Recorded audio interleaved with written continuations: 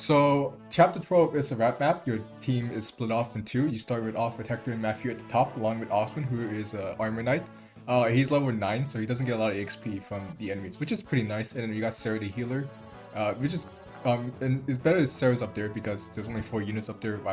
Below we have 6 units, but honestly, it doesn't really amount too much. Like we have Lowen the cavalier, we have Marcus the paladin, we have Eliwood, he sucks. We have Dorcas, he sucks. We have Bartray, he sucks. We have Rebecca, she sucks. So yeah, we're kind of not the best advantage, but fortunately these enemies also suck. So our units are not gonna suffer that much in terms of 1v1. The issue is just like when they group up, and then like in this scenario here, we already have like 5 units up on our ass.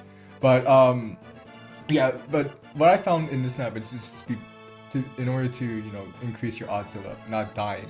It's to go a little bit more aggressive than before, because if you just stay at the top and just have like Hector and Osmond block, it's gonna the Pegasus are gonna keep coming closer, and eventually they're gonna be in range of like both Matthew and Sarah, and that's very unideal.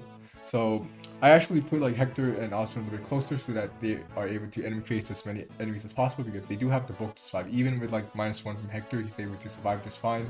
And all these other scrub units, they're just handling these units most preferably just two-shotting each of them for the units to use. And here, the hit rate's a little bit shaky, especially with like the hand axe and javelin. But yeah, it's first I'm gonna cure this Pegasus, and I'm gonna have Oswin still equip the javelin, because although I would like to keep like the javelin uses, the important thing is that Hector is still gonna be in range. And for example, if I were to have Osmond just keep the Iron Lance, although it would be not better, he won't counterattack the archer on enemy phase. And since both Hector and Osmond both have the 2 range, he's gonna go with Hector obviously, since Hector is weaker. But at least it's chip damage for the archer, and this is important because Matthew is actually gonna be getting the kill here. I used him to rescue Sarah just to stay out of range, and because of his low speed, he's only gonna be able to hit like 1 time, so it's gonna have to be against an enemy with low HP. So he's going to be handling the archer there, and then Hector, and then obviously by trying advantage, Hector will handle the Pegasus, and then Oswin will handle the Merc. So, and now the top part is kind of resolved. Bottom part is still pretty easy. It's just going to be handling these brigands and then baiting the peg. In terms of like EXP priority, it's not really like the big deal. Like preferably yes, Rebecca should get the kill, but if like Dorcas gets like a kill, I mean I don't really care. It's like I remember in like my Fates negative growths, it would be like, oh, just keep using promoted units, keep using promoted units. But here, honestly, I just kind of don't want to, because it's like, yeah, Marcus would get like no XP or make my other units like be better, but honestly, they already suck. So it's like, it's not like them losing stats is gonna change that much. Because the thing is that like, you still have to like kind of baby them. You still have to like weaken stuff for them to kill, and they have to like chip. The only thing they're really gonna be able to do really is just chip stuff. So like if they lose stats, well, it's not like they lost an important function. Unlike Marcus, where if he loses like even if he gets like 1 level up, he's just unable to double a bunch of enemies in this game, and that really sucks. So yeah, and similar thing for Osman, he's level 9, so you might think, oh, it's better to give him EXP. But the thing is that like if every time he level up, he loses bulk, and obviously I don't want him to get that much, because having Army Knight is really good for like things like such as chapter, I think it's 15, where it's just a drone defend map. So or just choke points in general, and having Arson get like more EXP is just gonna make him harder to choke point, because like the thing is like, yeah, it's just -1 defense, but you have to remember, if you're choke pointing, you're gonna be fighting a lot more than one enemy per enemy phase. So it's gonna be like 5 or 6 extra damage per turn for every level up. So that's a really big deal. So like while in like Fates, it was like you just abuse your promoter. Here I'm just like, no, it doesn't matter, because the thing is that if the scrubs get EXP, they don't like lose some like important function. They still can only chip or like take 1 hit. While Markins Osman, like if they level up, it's a really big deal in terms of what they can do.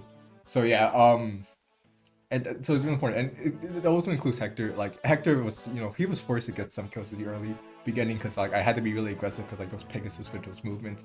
But here I'm gonna just try my best to like not use I don't think Hector gets another kill at this point in the map, because like he has the roof barrel, and like every time he gets stats, he keeps getting weaker, and he keeps being worse against caps. Because the thing is that like, yeah, I could use Marcus for caps, but it wouldn't be also nice if I also had Hector for those.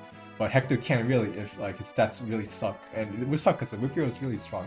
And for some reason, the boss decided to go for the down.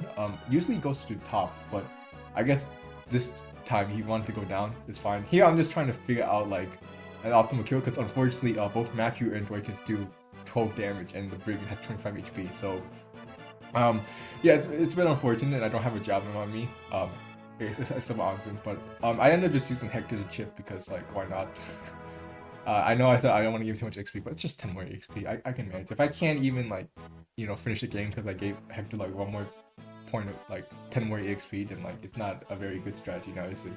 So now I'm just gonna sell stuff. I'm actually gonna sell the secret book because the thing is that like it's just 4 more hit and you lose like those hit in like a level anyway, so it's like 4,000 gold is definitely more worth it because I can just buy a lot more like javelins and hand axes, but unfortunately you can't buy any in this map. You can only buy basic weapons. So I decided I'm just gonna like buy some basic weapons. I'll just give like Marcus a lance and then give Elliot and Hector their an iron sword and iron axe because like I know realistically they're not gonna use all of their like the rapier and whiff, they're not gonna use all of it, but you know what, like I have the money and it's like just in case.